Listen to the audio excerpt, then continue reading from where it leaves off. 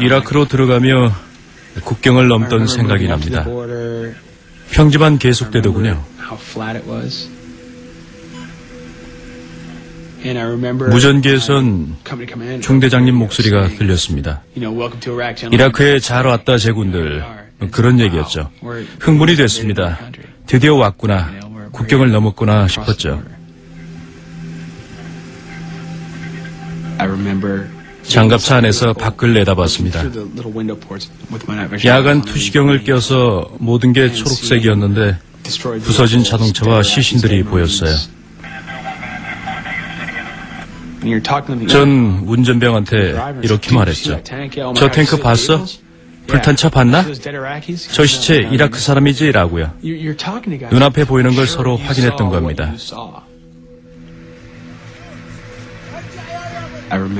페다인 민병대 게릴라 공격도 생각나요.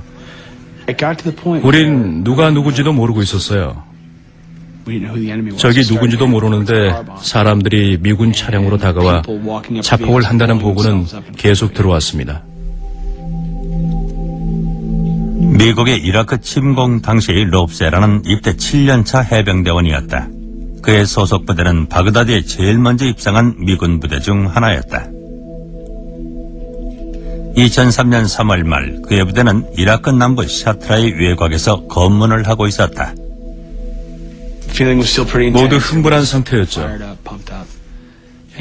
물론 자폭 테러 보고도 들어와 있었고 저희 검문소에서도 그런 테러가 일어날 가능성은 있었습니다. 차 위에 앉아 운전병하고 얘기를 하는데 마을에서 걸어 나오는 여자가 시야에 들어왔어요. 여자는 천천히 다가왔습니다. 뭔가 수상했죠. 부르카를 입은 여자였어요. 가방도 들었고요. 병사들은 그 여자한테 소리를 질렀습니다. 총을 겨누고 멈추라고 하는데도 여잔 계속 다가왔죠. 이제 둘 중 하나구나 싶었어요. 그 여자를 쏘든 폭탄이 터지든 할 거라고요. 그러면 우리가 죽습니다. 전 총을 꺼내고 조준을 했어요. 제 총소리가 들리자 다른 대원들도 발포를 했습니다. 다 같이 말이죠. 15명이 쏘는 총에 맞은 여자는 쓰러졌고 온몸은 찢어졌습니다. 15m도 떨어지지 않은 곳이었는데 여자는 죽어가며 가방에서 백기를 꺼냈어요. 순간 전 이렇게 말했습니다. 이게 무슨 짓이야? 그리곤 미친 듯이 울었습니다. 저 때문에 여자가 죽은 겁니다. 그 생각이 계속 떠올랐어요. 그날 일기에 전 이 얘기를 아무한테도 하지 않겠다고 썼습니다. 어머니한테 민간인 여자를 죽였다는 얘기를 할 수는 없다고요. 그렇게 다짐했지만 고향에 돌아온 뒤에 그 일을 숨기는 건 불가능했습니다.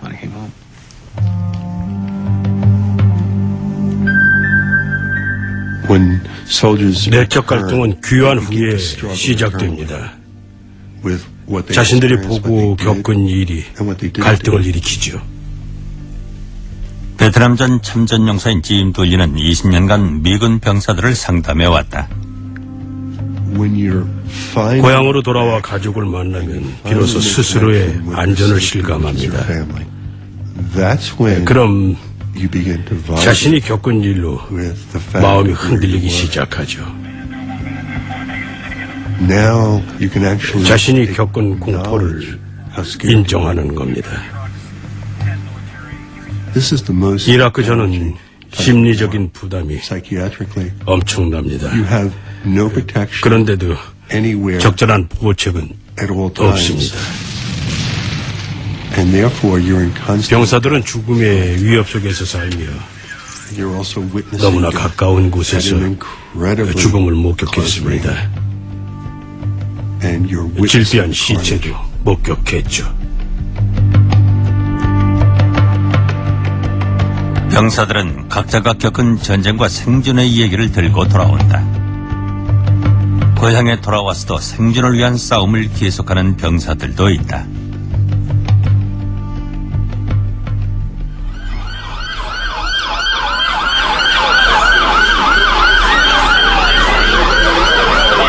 (2003년 7월 13일) 미 해병대 예비군 제2호 운송대대 병사들이 탄 버스가 코네티컷주에 도착했다.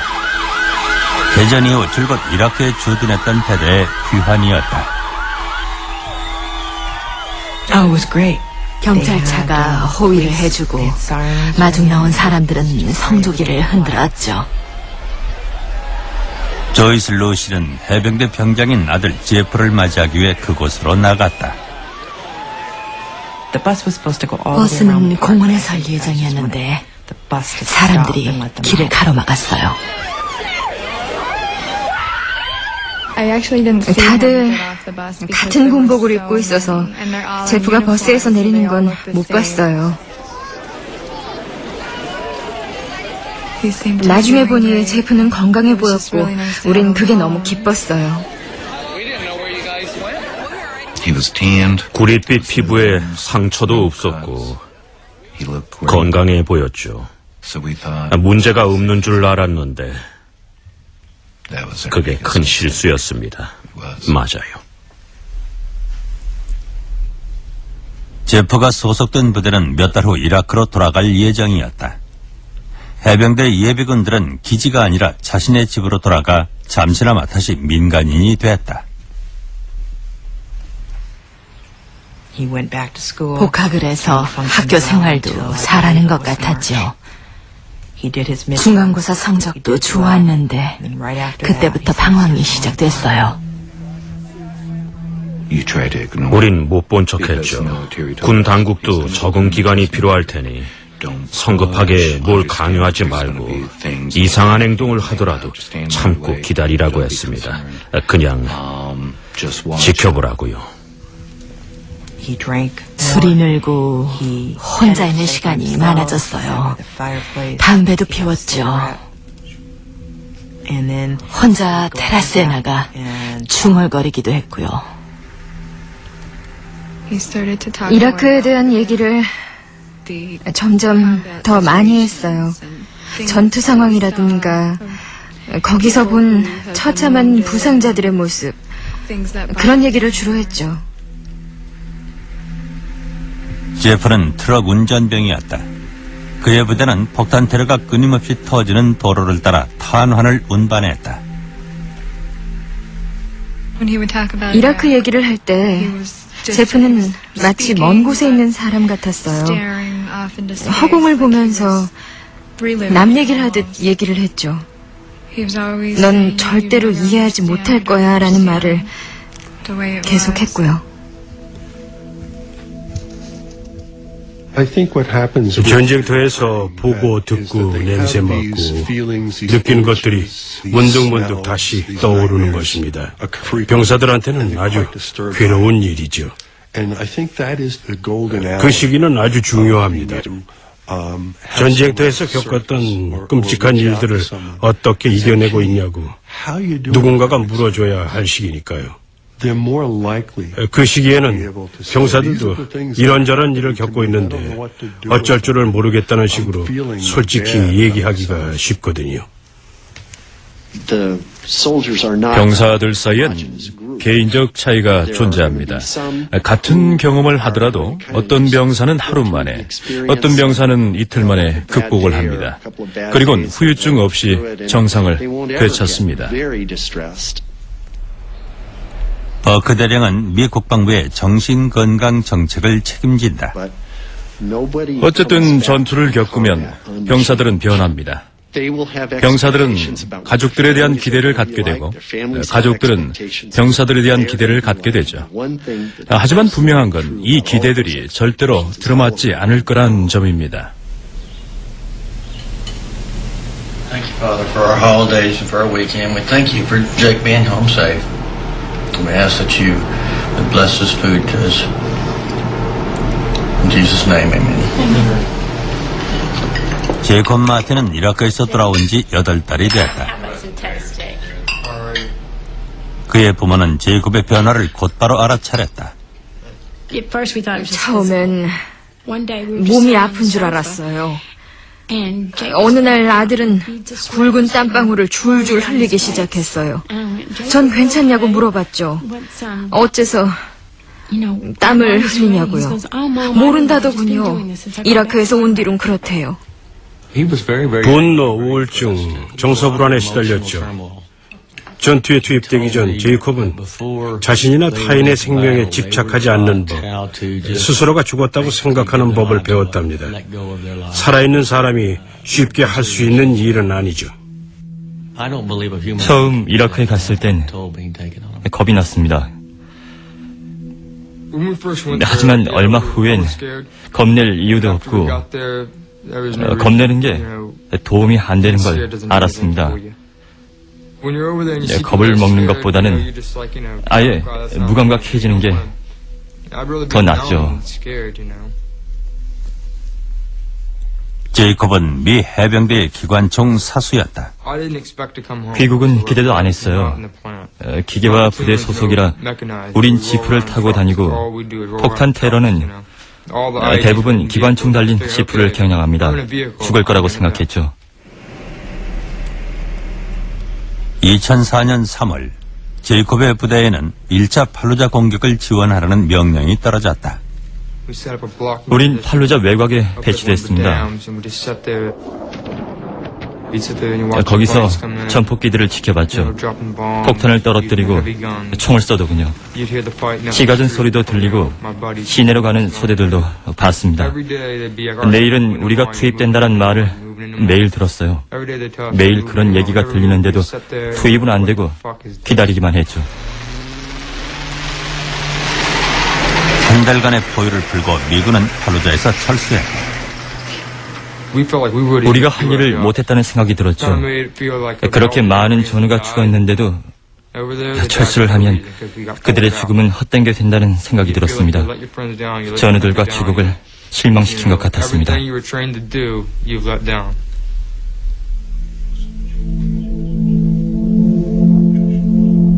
후방에서 기다리는 동안 제이콥의 심경에 변화가 일어났다. 갑자기 세상이 달라 보였어요. 전우들이 미워지고 내 곁에 있는 걸 견딜 수 없었죠. 누가 소리를 지르면 당장이라도 미쳐버릴 것 같았습니다. 온몸이 떨리고 원인 모를 공포가 밀려왔죠. 이유도 없이 감정이 소용돌이쳤어요. 뭐가 잘못된 건지 알 수 없었습니다. 순찰을 나가지 않을 때는 벽만 쳐다보며 살았죠. 책도 읽지 않고 생각도 하지 않고 음악도 듣지 않았어요. 근무 시간이 아니면 잠만 잤죠. 죽고 싶었어요. 아니, 죽기는 싫었죠. 그저 전쟁이 빨리 끝났으면 했습니다. Gang, what I want you to understand is this. On any given day, World War I, World War II, and Korea, on any given day, we had more psychiatric casualties than all the ones killed by the enemy. 미 육군 특수대 출신인 데이브 크로스만은 전투가 병사들에게 미치는 심리적 충격을 연구해왔다. World War II alone, we had over 500,000 psychiatric casualties. 크로스만이 이라크 파병을 앞둔 병사들에게 강연을 한다. 하지만 이 강연은 정식 훈련에 포함되어 있지 않다. At one point in World War II, we were discharging boys from the front lines because their minds went faster than we were drafting them in America. Do you understand? How many of you knew about that? We know about the dead, we know about the wounded, but Grandpa's not going to come home and tell you about the day he went Section 8. You understand?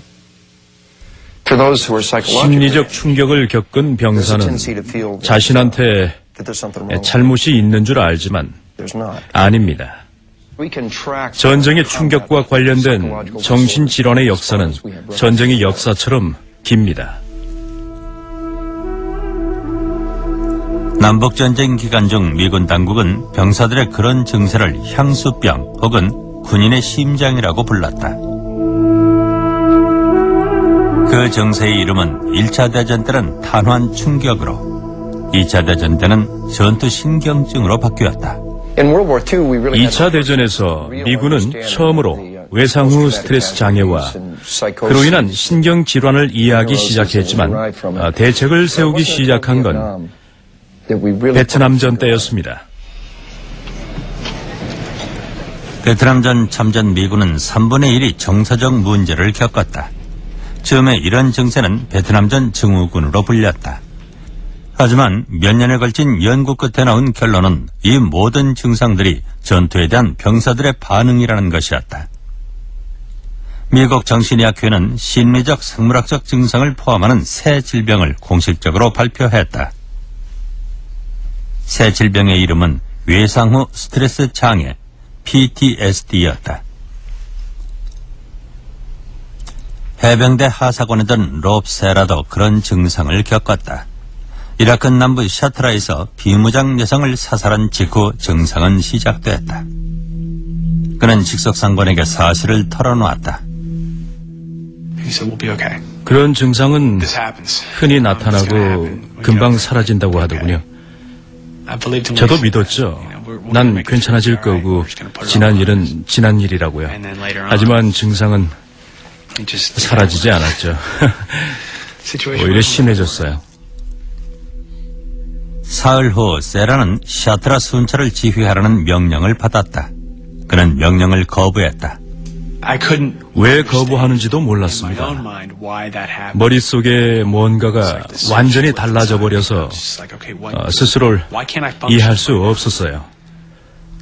난 절대로 명령을 거부할 사람이 아닌데 왜 이런 말을 하고 있을까 하는 생각이 들었어요. 명령을 거부한 롭 세라는 지휘권을 박탈당했고 소총수가 돼야 했다.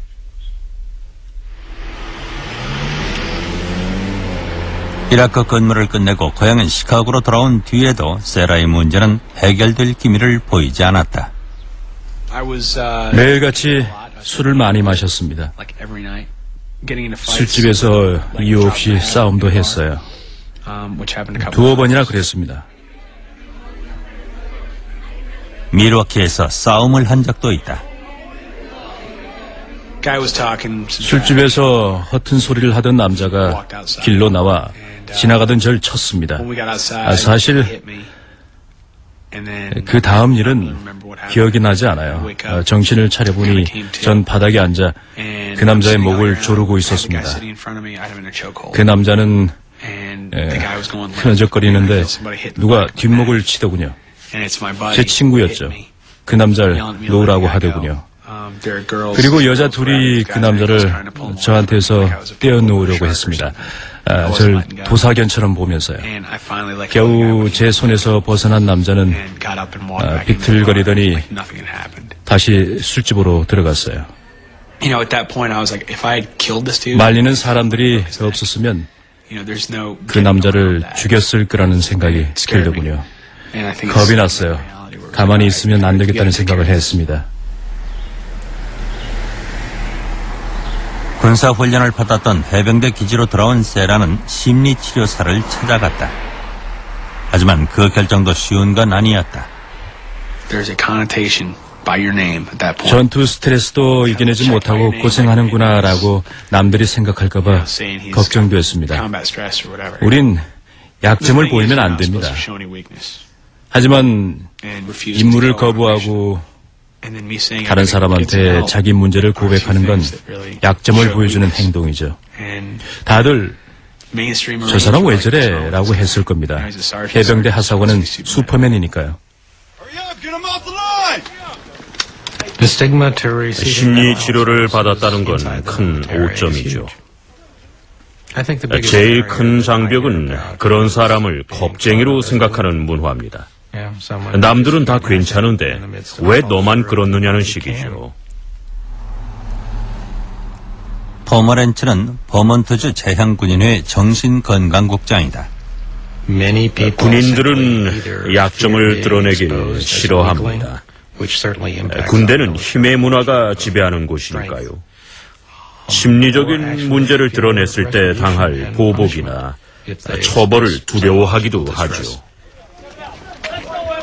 병사들의 머리에도 박혀 있고 군의 역사도 증명해주는 사실은 정신과 상담이 군인의 경력에 치명타란 점입니다.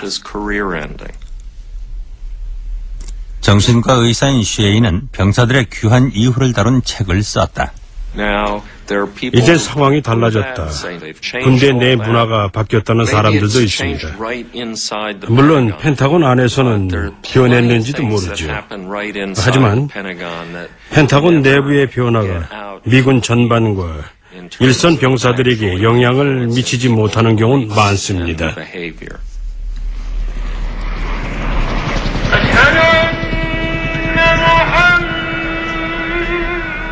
2003년 9월 말 앤드루 포가니 하사는 이라크에 도착했다.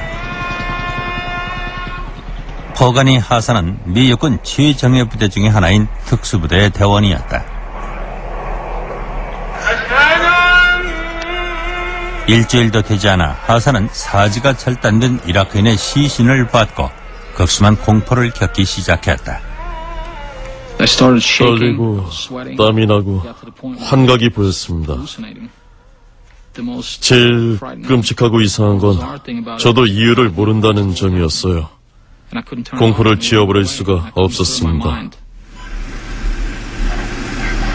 이틀이 지나도록 증상이 나아지지 않자 하사는 티크리트에 와 있던 정신과 군의관을 만났다. 특수부대원 하나가 절 찾아왔습니다. 우린 병사들이 뭘 겪고 뭘 참는지 압니다. 무조건 참지 않게 해주는 게 우리 일이죠. 퍼사이트는 미 국방부가 이라크전에서 처음으로 시도한 정책을 담당했다. 정신과 전문의, 심리치료 전문가들로 전투 스트레스 대응팀을 꾸려 주요 전선에 배치하는 정책이다. 퍼사이트는 후세인의 대통령궁에서 포가니를 만났다. 이라크에서 죽고 싶지 않다고 하더군요. 죽고 싶은 병사야 없죠. 하지만 자신의 임무와 현실을 그대로 인정하지 못한 채 자기가 죽을 거라고 막연히 겁을 먹거나 반대로 죽지 않는다고 확신하면 문제가 생깁니다. 그는 포가니 하사에게 전투 스트레스에 대한 일반적인 처방, 즉 사흘간 회복기를 갖고 쉴 것을 권했다. 이튿날쯤 포가니 하사에 대한 처방을 통보했죠. 그리고 진짜 문제가 무엇인지 알게 됐습니다. 포가니는 자신의 상관이 처음부터 심리상담을 반대했다고 말한다. 상담 이후에는 전투 스트레스 대응팀이 통보한 처방을 거부했다. 포가니의 상관은 그에게 전우들 근처에 가지 말 것을 명령하며 그를 겁쟁이라고 불렀다고 한다. 상관의 대응은 충격적이었습니다. 우리 앞에서 대놓고 포가니 하사를 질책하더군요. 모욕적인 언행은 다음 날도 계속됐다. 1시간이나 욕을 먹었죠. 나고자 겁쟁이라고 부르며 50년 전만 됐어도 총살감이라고 했습니다. 그 말에 전 너무 놀랐습니다.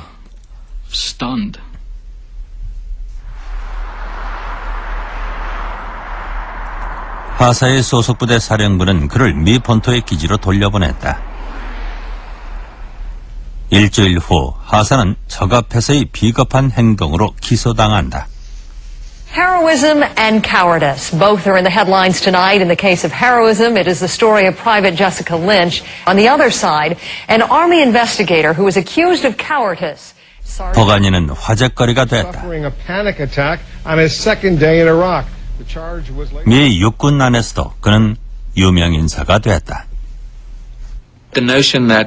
심리적인 문제 때문에 전문가의 도움을 받으려고 한 행동 자체가 오점이 된 것입니다. 그게 파문의 핵심이죠. 걸프전 참전용사인 로빈슨은 참전용사들의 권익옹호단체를 이끌고 있다. 문제를 겪고 있는 병사들은 저희한테도 이메일을 보냅니다. 다들 포가니 같은 처벌을 받을까봐 겁을 내죠. 미군이 병사들의 심리적 문제를 처리하는 방식을 봅시다. 포가니 하사가 들은 말은 겁쟁이가 아니었어요.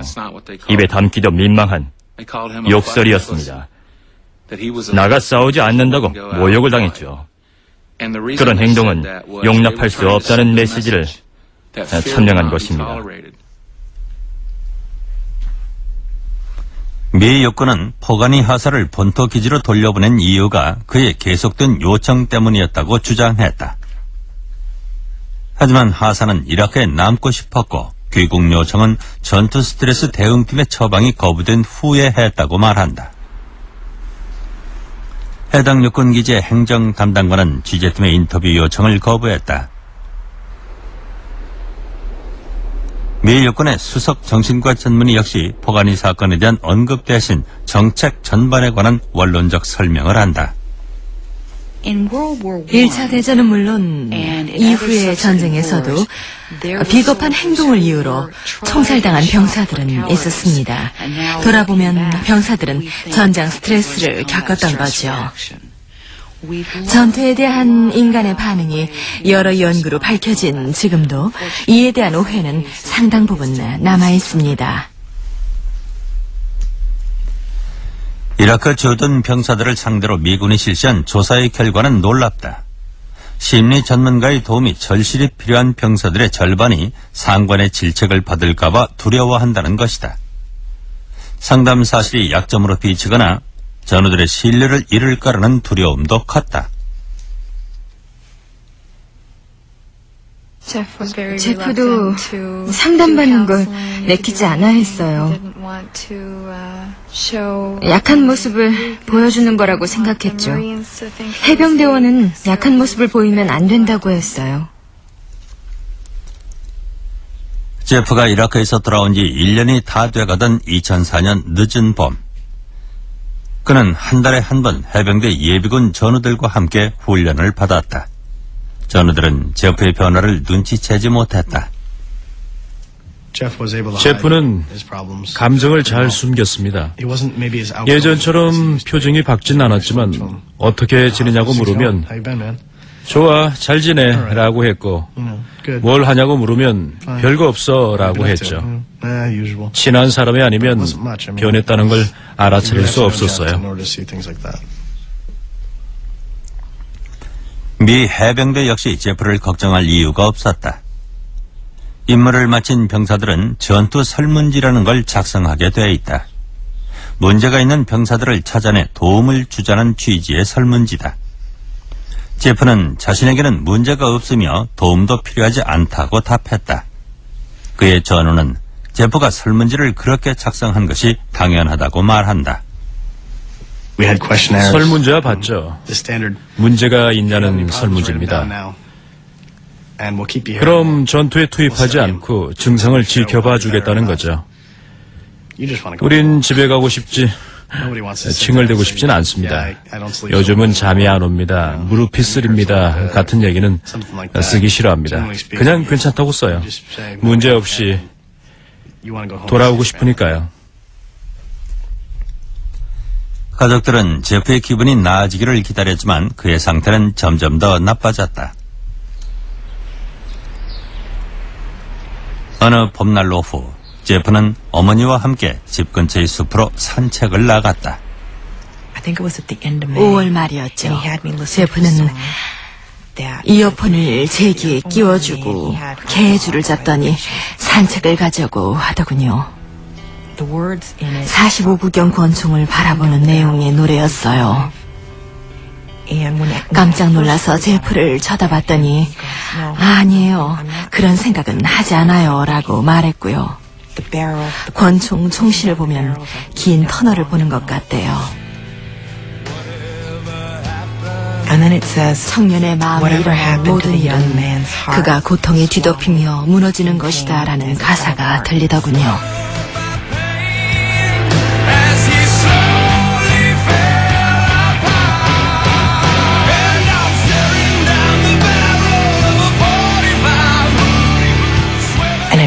내 아들의 심정이 이렇구나 싶었어요. 마치 옆에서 걷는 제프가 내게 얘기를 하는 것 같았죠.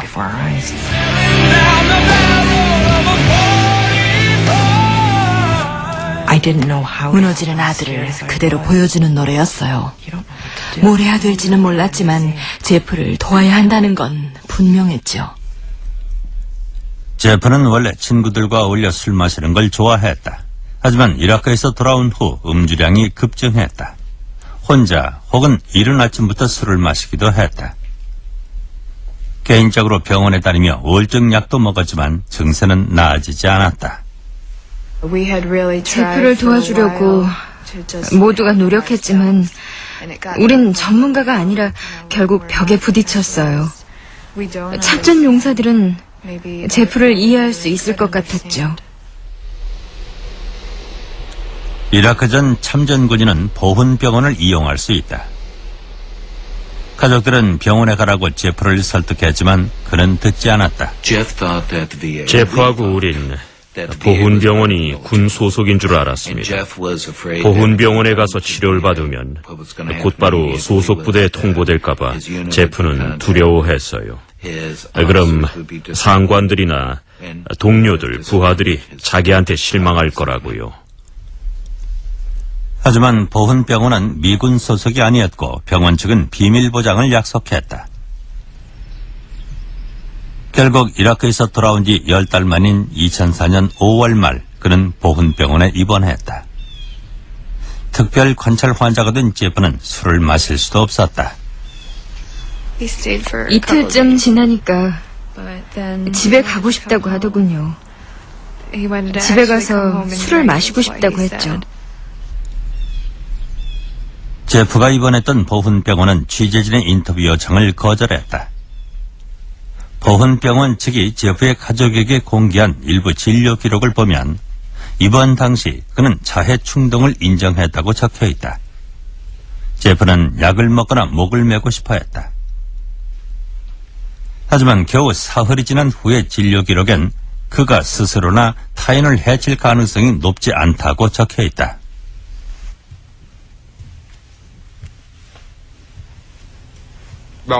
귀국 후 2달이 지나자 타격이 오더군요. 괴로운 것들이 안 보이니 괜찮을 줄 알았죠. 하지만 날 멍하게 만들 요인이 없는데도 다시 멍해졌습니다.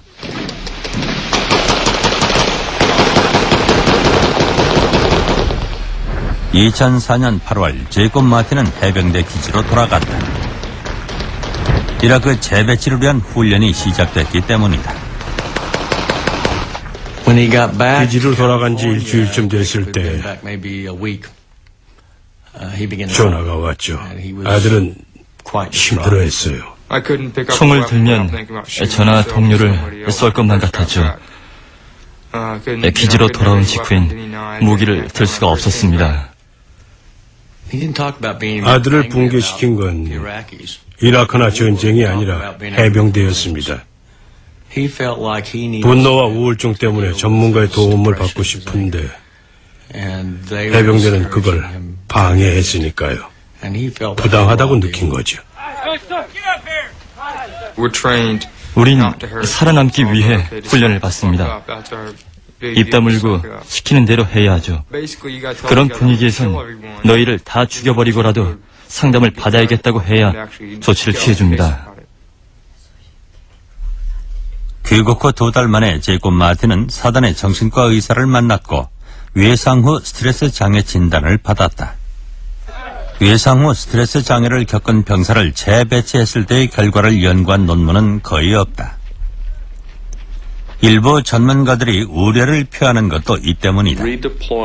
부상병을 다시 파견하면 부상이 더 심해질 수 있습니다. 충격적인 경험은 계속해서 축적되지 사람을 더 강하게 만들어주지 않습니다. 성폭행으로 충격을 받은 여성이 적절한 심리치료도 받지 못한 상태에서 다시 성폭행을 당한다면 상처를 더 쉽게 극복할 수 있을까요? 저는 이 점이 무엇보다 중요하다고 생각합니다. 육해 공군과 해병대 병사들에게 우리가 요구하는 전쟁은 위험합니다. 하지만 병사들은 그 위험을 알고 기꺼이 받아들였어요. 그러니까 국가는 병사들의 위험을 줄여주고 제대로 돌봐주어야 합니다.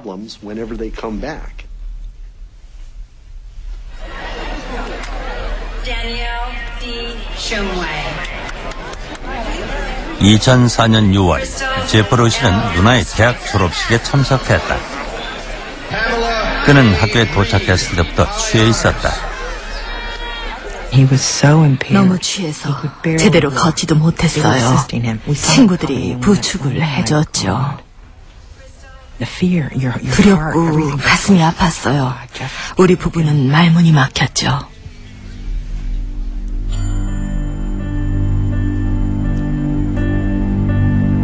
이라크에서 돌아온 지 11개월, 제프의 상태는 더 나빠졌다. 여자친구와 가족이 아무리 애원을 해도 그는 보훈병원에 가려고 하지 않았다. 계속된 폭음은 여자친구와의 교제까지 끝장내버렸다. 제프하고의 사이는 점점 힘들어졌어요. 전 좌절감과 분노를 느꼈죠. 그래서 거리를 좀 두는 게 좋겠다고 생각했어요. 너무 힘이 들어서요. 고등학교 때부터 사귀어온 여자친구와의 이별은 큰 충격이었다. 그는 방에 틀어박혔고 환각과 환청에 시달리기 시작했다. 누가 붙잡는 것 같고 얼굴도 없는 노인들이나 여우 머리가 따라온다고 하더군요. 갈갈이 잘려나간 시신, 죽은 이라크인, 사지가 잘린 아이들이 보인다는 얘기도 했다. 제프가 가족에게 한 얘기 중엔 사실이 아닌 것도 많았다. 시신들을 파묻고 포로들을 사살하라는 명령을 받았다는 얘기는 해병대에서 같이 복무한 동료들 모두가 사실이 아니라고 말한다. 아들이 얼마나 괴로워하는지가 보였습니다. 우린 제프가 여자친구나 가족한테 위안을 얻고 마음을 추스리기를 바랐죠. 얼마나 엄청난 고통을 겪는지를 우리 모두는 몰랐던 것 같습니다.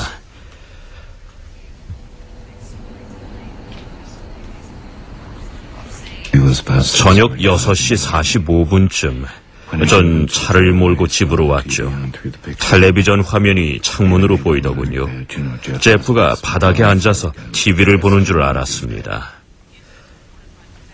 그래서 거실로 들어갔는데 제프는 없더군요. 제프 방에도 가봤는데 보이질 않았고요. 그러던 중에 지하실 문이 열린 게 보였어요. 그리고 저쪽 끝에서 제프가 보였죠. 목을 맸더군요. 정원 호수로 말이죠. 전 곧바로 달려갔어요. 아들을 봤는데 몇 달 만에 처음으로 평온해 보였습니다. 아주 편해 보이고 걱정이 없어 보였죠. 울부짖었는지는 어쨌는지 기억이 나지 않습니다. 이름을 부르며 제프를 문질렀어요. 아들은 이미 죽어 있었죠.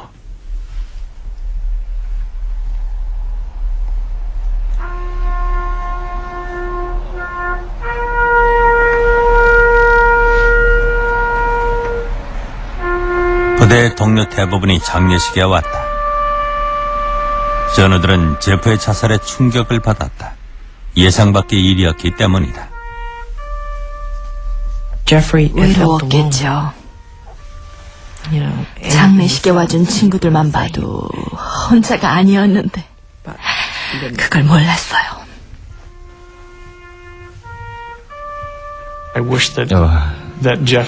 얘기를 해줬으면 전우들한테 조금이라도 고통스럽다는 낌새를 보였으면 얼마나 좋았을까 싶은 생각이 듭니다.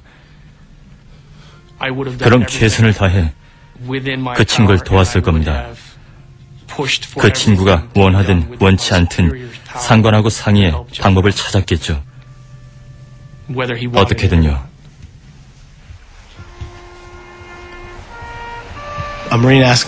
해병대원한텐 힘든 일입니다. 도움을 청하는 건 자신의 나약함과 능력 부족을 인정하는 거니까요.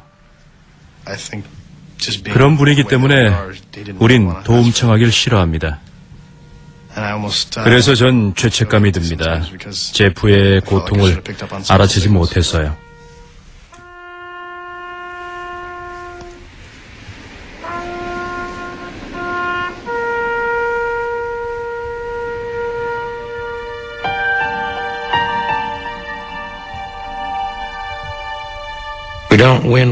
스트레스에 찌든 병사들로는 전쟁에 이길 수 없습니다.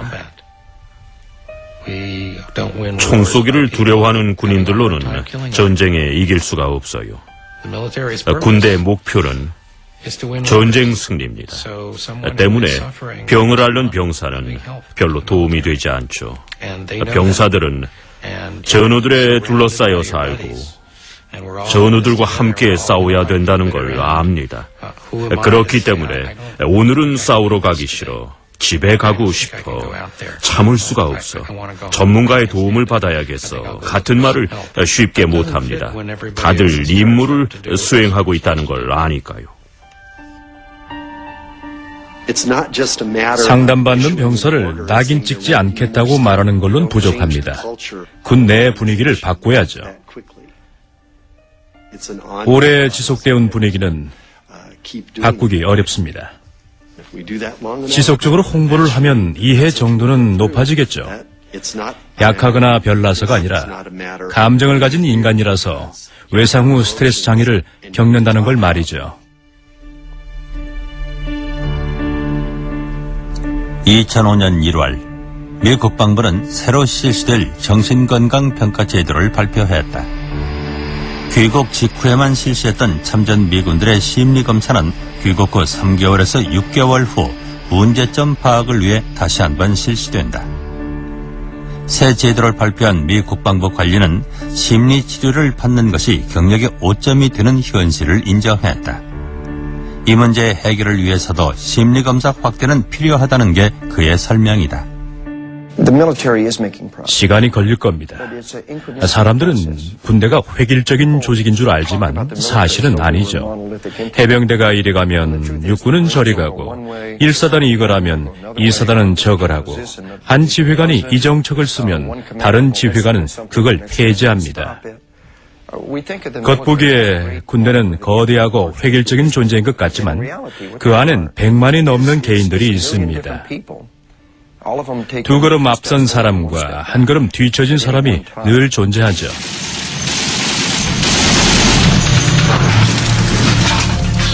지금까지 대테러전에 참전한 미군은 연인원 100만 명이 넘는다. 미 일군이 이라크 귀환 병사들을 대상으로 실시한 조사에 따르면 6명 중 1명이 불안이나 우울증, 외상 후 스트레스 장애를 겪는다고 한다. 이라크전 이후 미국 내 보훈병원들의 정신과 환자는 늘어났다. 당국의 지원이 그 증가 속도를 따라가지 못한다는 지적도 있다. 정신건강 관련 서비스를 손보겠다는 얘기도 자주 들립니다. 꼭 필요한 진료만 하겠다는 얘기죠. 그런 식으로 제도가 개선된다면 상황은 악화될 게 분명합니다.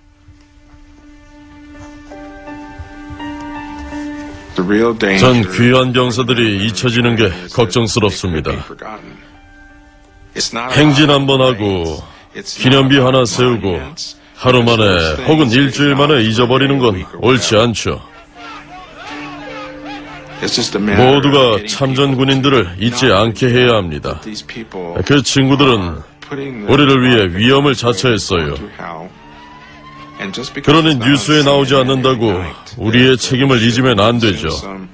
직접 전쟁에 나가지 않은 국민들에겐 군인들을 돌볼 책임이 있습니다.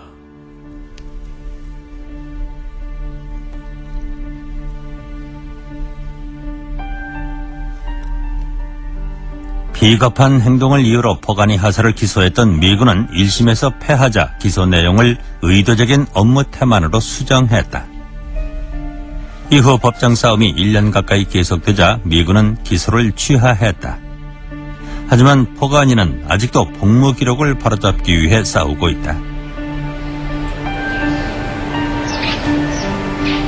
계약 기간이 끝난 미 해병대 하사관 롭 세라는 근무 연장을 신청했다. 그는 이라크 재배치를 요구했고 그가 거부하자 근무 연장을 불허했다.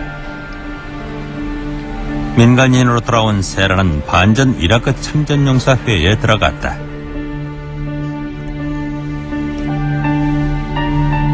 (10주간의) 치료 모임이 끝나고 제이콥 마틴은 이라크로 돌아갈 예정이다.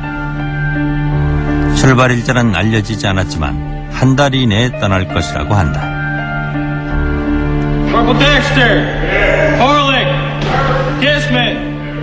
제펄 러시 병장이 자살하고 반년이 지난 2005년 1월 그의 부대는 재소집됐다. 노스캐롤라이나에서 훈련을 받은 그의 동료들은 한 달 후 이라크로 다시 파견됐다.